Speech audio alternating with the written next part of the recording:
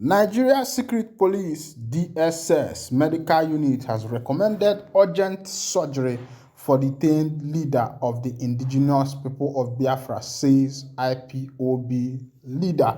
The information reaching us is that the DSS has recommended urgent surgery for Mazi Nnamdi Kanu Ohama DK1 of Ndibo. Of course, you know that lately MNK has been passing through series of sickness and health deterioration, and as it stands now, the medical unit of the Nigerian Secret Police has recommended urgent surgery for Mazi Nnamdi Kanu. Meanwhile, before I will bring you the full detail of that news, if this is your first time of joining us on this wonderful channel, please go ahead and subscribe to our channel. This is the only way you can support us on the good work we are doing on this channel. Please subscribe, like our channel, comment, share, and also remember to on your notification button so that whenever we are posting news, you will be the first to collect it. Let's go down to the news proper as it hot. Aloy Ejimako, Special Counsel for the leader of the indigenous people of Biafra, IPOB, Mazi Nnamdi Kanu, has said there is an urgent need for his client to undergo ear surgery. Ejimako made this known in a tweet on his official handle on Thursday night, noting that the medical unit of the Department of State Service (DSS) gave the recommendation to Kanu following his deteriorating health condition.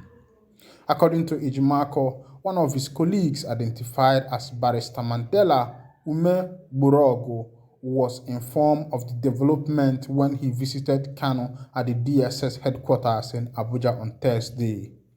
The tweet reads, "Today, my colleague Barrister Mandela Ume Burogo visited Onyendu Mazi Nnamdi Kanu at the DSS.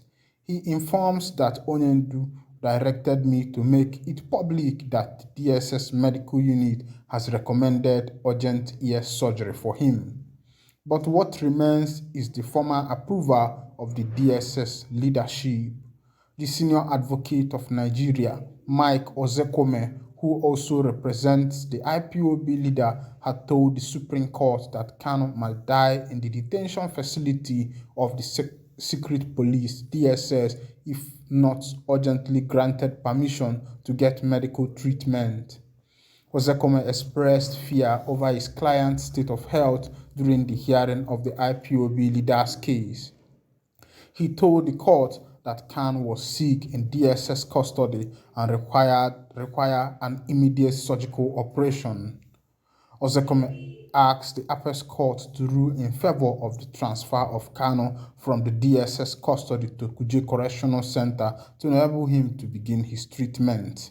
My people, una don't see as it hot. Recently, MNK has been having series of issues, and of course, some time ago, a tuberculosis patient was transferred right inside the jail cell where MNK was remanded. And IPOB members reviewed the other time that the members of the DSS are tactically trying to find a way to eliminate Kanu with a biological weapon, that is indirectly sending in a tuberculosis patient. Of course, you know that tuberculosis is very infectious. Yes, it is very infectious. Once you get in contact with the person's saliva or maybe the person's sweat, you can easily be infected with that sickness. But as it stands now, the current issue now is that MNK needs urgent ear surgery. Of course, you remember the other time I brought you that he is suffering from one ear problem like that, and because of where he is, he does not have this access and opportunity to meet his personal medical practitioner. But I think that MNK should be granted the right. Yes, because his health condition now is nothing to write home about. And let me ask you now. They are holding MNK because they feel that bringing him to book or banning him DSS detention will bring about quail in what is happening in the southeastern part of Nigeria. But you will agree with me that since 2021, that he was extraordinary rendition from Kenya to Nigeria till date. You agree with me that there has been an increase in insecurity and in other evil activities in the southeastern part of Nigeria, and such thing has not been known in the history of Southeast. And all these things started since MNK was extraordinary rendition from Kenya to Nigeria. First of all, it started with sit at home, and it started with shootout. The other day, some people were shot in Abia State. Those who came on white clothes went on the street to protest and demand that MNK be released. About 50 of them were sent to judgment. I think that it is high time the DSS give this man the freedom that he deserves. MNK deserves freedom. He deserves to be released. His health condition now is nothing to write home about, and nobody is doing anything concerning his health condition. Now he needs urgent attention for ear surgery. And of course, you know that this man is a public figure, a man of high profile, a man who comes from upper echelon and high echelon. Now, before this time, he has his own private medical doctor. And I think that it is high time the government under President Muhammadu Buhari, of course, you know that Muhammadu Buhari will be handing over government on the 29th of May, and this is 2 days interval. I think it's high time Buhari should just do this thing with his veto power. Let it be the last grant of wish that he will give before he leaves office. Even 3 days before leaving office, he is still doing appointments. So I don't think that there is anything stopping him from using his veto power on these last 2 days to say, okay, let this man go. Release him and let him go. Or even his lawyers has requested that he be released from the DSS custody to, let him be sent to Kuje prison. At least there he will have freedom of a prisoner. He will be easily assessed. He can easily have a health treatment and the rest of them. And these people are not paying attention. I think that the Nigerian security force should understand that health should come first. Yes, his health should come first, because he was not arrested as a criminal. He was not arrested with a gun. Maybe had it been when he was arrested, they found a gun in him, or maybe as a drug lord or the rest of it, maybe they may say, okay, he's a hardened criminal. Let them remind him in one of the toughest prison or one of the toughest place. But the pain and the toughening of his case that he's facing now is uncalled for.